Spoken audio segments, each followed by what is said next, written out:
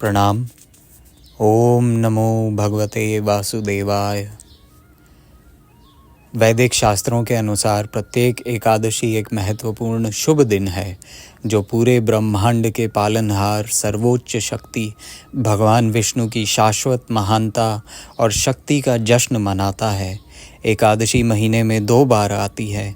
वर्ष में आने वाली 24 एकादशियों में से निर्जला एकादशी व्रत और अनुष्ठान शास्त्रों के अनुसार भगवान विष्णु की कृपा और आशीर्वाद प्राप्त करने के लिए एक अत्यंत विशेष और पुण्य दिन है जो कई पापों को धो सकता है और इच्छाओं को पूरा कर सकता है।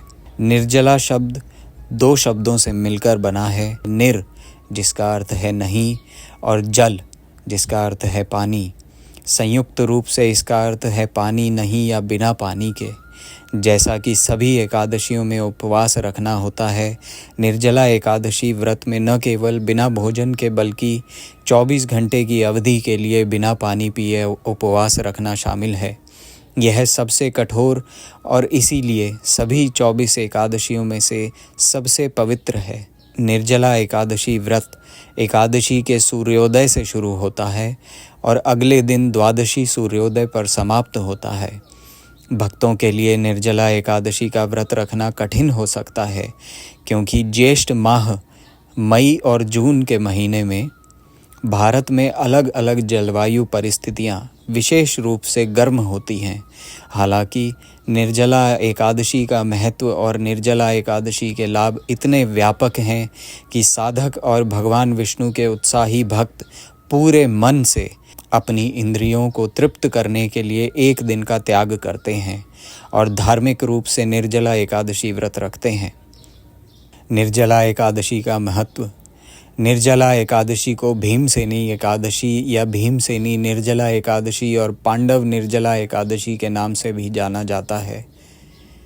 निर्जला एकादशी को सभी 24 एकादशियों में से सबसे महत्वपूर्ण कहा जाता है। भले ही अन्य 23 एकादशी में से कोई भी व्रत न किया गया हो, केवल निर्जला एकादशी व्रत करने से साधक और श्रद्धालु भक्तों को वे सभी फल प्राप्त होते हैं जो अन्य सभी एकादशियों के व्रत और अनुष्ठान करने से प्राप्त होते हैं। कुछ लोगों ने उद्धृत किया है कि वर्ष में 24 एकादशियों के केवल नाम सुनने मात्र से साधकों और भक्तों को अधिकांश पाप और संकट दूर हो जाते हैं। प्राचीन ग्रंथों में सभी एकादशी व्रत और मुख्य रूप से निर्जला एकादशी व्रत अनेक लाभों के बारे में बताया गया है। सनातन धर्म के साथ साथ जैन धर्म भी एकादशी को अत्यंत पवित्र मानता है। भगवान विष्णु की महानता का सबसे पवित्र वैदिक उत्सव हर स्तर पर फलदायी है क्योंकि भगवान विष्णु एक बार अपने भक्तों की ईमानदार मंशा और पवित्रता से प्रसन्न होने पर शाश्वत दाता और पालन करता है। प्राचीन ग्रंथ में श्री कृष्ण द्वारा युधिष्ठिर को निर्जला एकादशी के महत्व के बारे में समझाते हुए भगवान श्री कृष्ण ने उद्धृत किया है। निर्जला एकादशी सभी बलिदानों या ज़रूरतमंदों को दान या घोड़ों की बलि, अश्वमेघ या यहाँ तक कि स्वयं भगवान विष्णु के दर्शन से भी बड़ी है। ऋषि व्यास ने कहा है कि निर्जला एकादशी व्रत का पालन करने से यह सुनिश्चित करने की शक्ति है कि मृत्यु के बाद व्यक्ति कभी नरक में नहीं जाएगा और वासुदूत आत्मा को भगवान विष्णु के शाश्वत निवास वैकुंठ तक ले जाने के लिए आएंगे। निर्जला एकादशी पर नारायण के सभी उपासकों और भक्तों को निर्जला एकादशी व्रत विधि का पालन करना चाहिए। निर्जला एकादशी व्रत की पूजा और जप के लिए निर्जला एकादशी मंत्र ओम नमो भगवते वासुदेवाय इसकी 1, 2, 5, 11 माला अवश्य कर सकते हैं। दूसरा मंत्र है हरे कृष्ण कृष्ण कृष्ण हरे हरे, हरे राम राम राम हरे हरे। इस मंत्र की भी 1, 2, 5 अथवा 11 माला अवश्य कर सकते हैं। जो लोग उपवास रखते हैं उन्हें एकादशी के अगले दिन सूर्योदय के समय इसे तोड़ना चाहिए। ध्यान दें कि व्यक्ति को द्वादशी तिथि के भी उपवास पारना चाहिए। एक और महत्वपूर्ण विचार यह है कि व्यक्ति को हरिवासरा के दौरान उपवास नहीं तोड़ना चाहिए जो द्वादशी की चौथी अवधि है। उपवास तोड़ने का सबसे अच्छा समय प्रातःकाल निर्जला एकादशी व्रत विधि।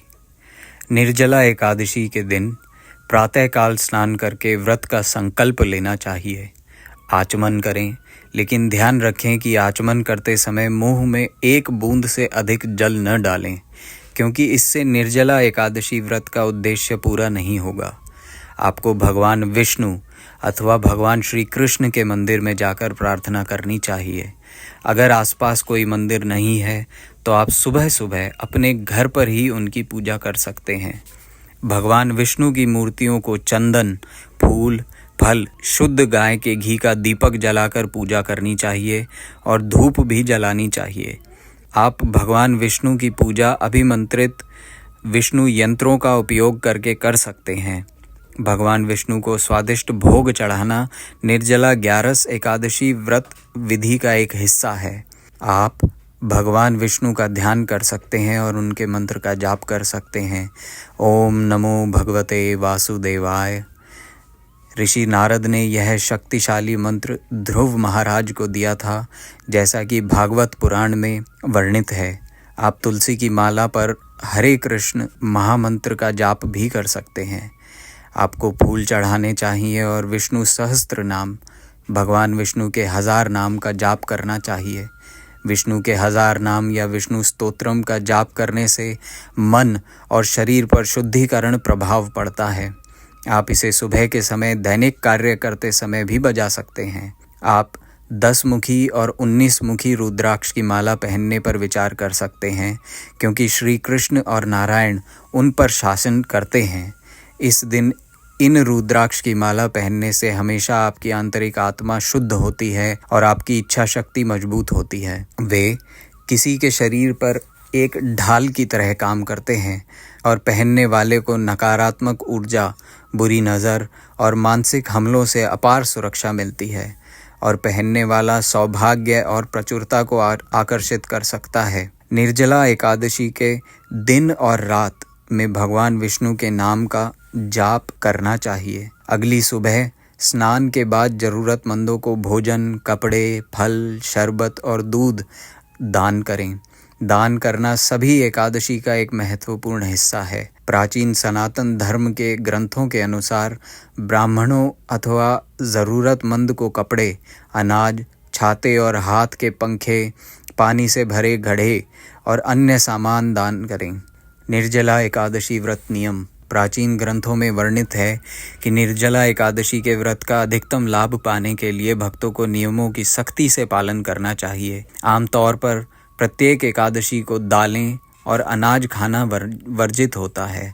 किसी भी जानवर को चोट पहुंचाना प्रतिबंधित है। निर्जला एकादशी और उसके अगले दिन यानी द्वादशी को दिन में सोना बिल्कुल भी उचित नहीं है। व्रत रखने वाले भक्त को लड़ाई झगड़े या बहस में शामिल नहीं होना चाहिए। एकादशी और द्वादशी के दिन यौन संबंध, जुआ, शराब पीने से पूरी तरह परहेज करें। द्वादशी के दिन भक्तों को किसी दूसरे व्यक्ति के घर में भोजन नहीं करना चाहिए। साथ ही उन्हें केवल एक ही भोजन करना चाहिए जिसमें शहद और उड़द की दाल शामिल नहीं होनी चाहिए। उन्हें बेल धातु की थाली या कटलरी पर भोजन करना चाहिए और शरीर पर तेल की मालिश नहीं करनी चाहिए। यदि किसी कारणवश भक्त अगले दिन व्रत नहीं तोड़ पाता है तो उसे व्रत पूरा होने के संकेत के रूप में जल पीना चाहिए और बाद में सुविधा अनुसार भोजन करना चाहिए। प्राचीन ग्रंथों के अनुसार आमतौर पर व्यक्ति को तुलसी के पत्ते या आम की फल खाकर खुद को शुद्ध करना चाहिए। निर्जला काशी या वाराणसी में निर्जला एकादशी का विशेष समारोह के साथ मनाई जाती है, जिसमें गंगा घाट से काशी विश्वनाथ मंदिर तक कलश यात्रा शामिल होती है। निर्जला एकादशी में क्या दान करें? निर्जला एकादशी पर दान करना बहुत ही शुभ और सराहनीय माना जाता है। इस पवित्र दिन पर दान करने के लिए कुछ सुझाव इस प्रकार हैं। चावल, गेहूं और अन्य अनाज, फल और सब्जियां, ब्राह्मण एवं ज़रूरतमंद को पकाया हुआ भोजन, गरीबों और वंचितों के लिए नए कपड़े, गर्म कपड़े, कंबल और शॉल, मंदिरों, धर्मार्थ संगठनों या सीधे ज़रूरतमंद को वित्तीय दान, स्कूलों या शैक्षिक दान संस्थाओं को दान देकर वंचित बच्चों की शिक्षा या समर्थन करना, आध्यात्म एवं धार्मिक शास्त्रों पर पुस्तकें देना, पूजा में प्रयुक्त होने वाली वस्तुएं जैसे धूप बत्ती, दिए अथवा दान करना, आश्रय या सहायता के रूप में बेघरों के लिए आश्रय स्थलों या पशु आश्रय स्थलों को दान देना, स्कूलों, अस्पतालों और सामुदायिक केंद्रों के निर्माण में योगदान करना, गौशालाओं या पशु कल्याण संगठनों को दान देना, पशुओं के लिए भोजन, चारा और अन्य आवश्यकताएं वस्तुएं उपलब्ध करवाना। दान करते समय इसे शुद्ध हृदय और दूसरों की मदद करने और उनका उत्थान करने के इरादे से महत्वपूर्ण है। दान का यह निस्वार्थ कार्य न केवल प्राप्तकर्ताओं को लाभ पहुंचाता है बल्कि दानकर्ता को आध्यात्मिक गुण भी प्रदान करता है। माना जाता है कि निर्जला एकादशी पर इन प्रथाओं का पालन करने से व्यक्ति की आत्मा शुद्ध होती है, पिछले पाप दूर होते हैं और ईश्वरीय आशीर्वाद प्राप्त होता है। निर्जला एकादशी व्रत कथा। निर्जला एकादशी व्रत कथा ब्रह्म वैवर्त पुराण से ली गई है। निर्जला एकादशी व्रत की कथा महाभारत के पांडव भाइयों में से एक भीमसेन, जिन्हें भीम के नाम से जाना जाता है, और महान ऋषि व्यासदेव या ऋषि वेद व्यास के पोते के बीच बातचीत में आती है। भीमसेन वेद व्यास से पूछते हैं कि क्या उनकी आत्मा के लिए आध्यात्मिक क्षेत्र में जाना संभव है, भले ही एकादशी व्रत के सभी नियमों की सख्ती से पालन न किया जाए। भीमसेन या भीम खाने के बेहद शौकीन थे और ऐसा कहा जाता है कि वे भारी मात्रा में भोजन खा सकते थे। इसलिए निर्जला एकादशी की कहानी में भीम व्यासदेव को बताते हैं कि उनकी माँ कुंती, उनकी पत्नी द्रौपदी और उनके अन्य भाई यानी राजा युधिष्ठिर, अर्जुन, नकुल और सहदेव एकादशी व्रत का सावधानी पूर्वक पालन करते हैं और कई बार उन्हें एकादशी व्रत का पालन करने का सुझाव देते हैं, लेकिन उनके लिए 24 घंटे उपवास करने के बारे में सोचना असंभव था। भीम कहते हैं कि भोजन न करने का मात्र विचार ही उन्हें डरावना लगता है और उन्हें कंपाने लगता है, क्योंकि वे अपनी भूख को नियंत्रित करने में सक्षम नहीं थे। भीम कहते हैं कि वे आसानी से कोई भी दान कर सकते हैं और भगवान विष्णु की भव्य भेंट के साथ पूजा कर सकते हैं, लेकिन उपवास व्रत उनके लिए अकल्पनीय था। भीमसेन अपने दादा से विनती करते हैं। अपने पोते के अनुरोध को सुनकर ऋषि वेदव्यास ने भीम को एकादशी व्रत का सख्ती से पालन करने से मिलने वाले अनेक पुण्यों के बारे में बताया और सबसे बढ़कर भगवान वासुदेव का भरपूर आशीर्वाद प्राप्त किया। लेकिन अपने पोते की दुर्दशा को समझते हुए ऋषि व्याससेन ने कहा कि केवल निर्जला एकादशी व्रत, निर्जल उपवास का पालन करना, साथ ही कुछ भी नहीं खाना, अन्य सभी एकादशियों पर उपवास रखने से अर्जित सभी पुण्यों के बराबर अर्जित करना संभव होगा। उन्होंने निर्जला एकादशी कथा में आगे बताया कि यदि कोई व्यक्ति निर्जला एकादशी का पालन सभी निर्दिष्ट नियमों का पालन करते हुए और भगवान विष्णु, भगवान कृष्ण के नाम का जाप करने में पूरी तरह से लीन होकर निर्जला एकादशी के दिन पूरी रात पूरा दिन परम चेतना की स्तुति गाता है, तो उस भक्त को मुक्ति मिलनी निश्चित है और उसे भगवान विष्णु के शाश्वत धाम वैकुंठ में उनके चरण कमलों में स्थान मिलता है। महान ऋषि व्याससेन ने निर्जला एकादशी की कहानी और निर्जला व्रत के लाभ सुनकर पांडव राजकुमार भीम संतुष्ट हो गए और कम से कम निर्जला एकादशी के दिन निर्जला एकादशी व्रत रखने के लिए सहमत हो गए। निर्जला एकादशी व्रत कथा संपूर्ण। निर्जला एकादशी व्रत कथा के लाभ। अधिकांश साधक आध्यात्मिक विकास का अनुभव करते हैं, दीर्घकालिक समस्याओं का समाधान पाते हैं तथा भौतिक एवं आध्यात्मिक रूप से विकास करने के लिए सहायता प्राप्त करते हैं, भगवान विष्णु का आशीर्वाद प्राप्त करते हैं, भौतिक एवं आध्यात्मिक प्रचुरता प्राप्त करते हैं, अच्छा स्वास्थ्य प्राप्त करते हैं, बीमारियों, दुर्घटनाओं और नकारात्मक से सुरक्षा मिलती है। ओम नमो भगवते वासुदेवाय।